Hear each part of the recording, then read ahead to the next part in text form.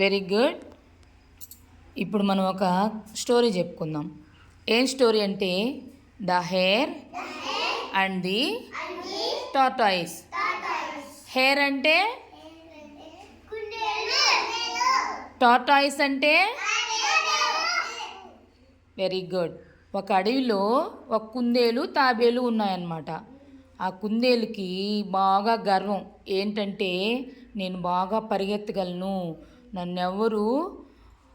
నాకంటే ఎవరు పరిగెత్తలేరు అనేసి గర్వం ఉంది. ఈ కుందేలు ఏం చేసిందంటే తాబేలు దగ్గరికి వెళ్ళింది. తాబేలు మన ఇద్దరం పరుగు పందెం పెట్టుకుందామా అని చెప్పననేసి అడిగిందనమాట.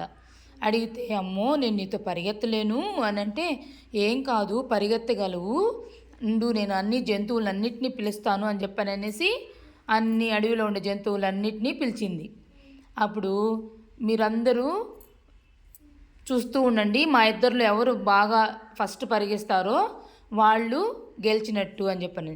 దూరంగా చెట్టు ఉంటే ఆ చెట్టు దగ్గర ఒక లైన్ గీశారు అనమాట, ఒక గీత గీశారు. ఇక్కడి నుంచి ఎవరు ఫస్ట్ వెళ్ళి ఆ గీత తాకుతారో వాళ్ళు గెలిచినట్టు అని చెప్పనేసి జంతువులు చెప్తాయి. అప్పుడు రెడీ 1 2 3 స్టార్ట్ అంటే అనమాట. ఈ రెండు పరిగిస్తాయి బాగా. కుందేలు ఎలా పరిగిస్తుంది? ఫాస్ట్గా పరిగిస్తూ ఉంది. తాబేలు ఎలా పరిగిస్తుంది? స్లోగా. అప్పుడు కుందేలు కొంచెం దూరం పరిగెత్తెళ్ళి వెనక్కి తిరిగి చూసిందనమాట. వెనక్కి తిరిగి చూస్తే తాబేలు చాలా దూరంలో ఉంది. ఈ తాబేలు వచ్చే లోపల నేను ఈ చెట్టు కింద పడుకొని కాసేపు నిద్రపోయి లేస్తాను అనుకునిందనమాట. అనుకొని చెట్టు కింద పడుకొని నిద్రపోయింది. కానీ తాబేలు ఏం చేసింది? మెల్లిగా నడుచుకుంటూ వచ్చేసి కుందేలుని దాటుకొని లైన్ గీస్తున్నారు కదా, ఆ లైన్ దగ్గరికి పోతూ ఉంది. అప్పుడు కుందేలుకి మెలకు వచ్చిందనమాట. అయ్యి బాబోయ్, ఈ తాబేలు ఎట్టెళ్ళిందని చూస్తే తాబేలు ఎక్కడుంది? లైన్కి దగ్గరలో ఉంది. అయ్యో దేవుడా, నేను నిద్రపోయానే, తాబేలు వెళ్ళిపోయింది అనేసి వెళ్ళిందనమాట. అక్కడికి వెళ్ళగానే ఎవరు ఫస్ట్ వెళ్ళారు లైన్ దగ్గరికి?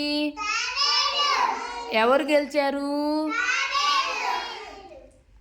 అందువల్ల ఈ కథలో నీతి ఏంటంటే ఏ పనైనా సరే నెమ్మదిగా ప్రశాంతంగా చేస్తే నా పని విజయం సాధించవచ్చు అదనమాట.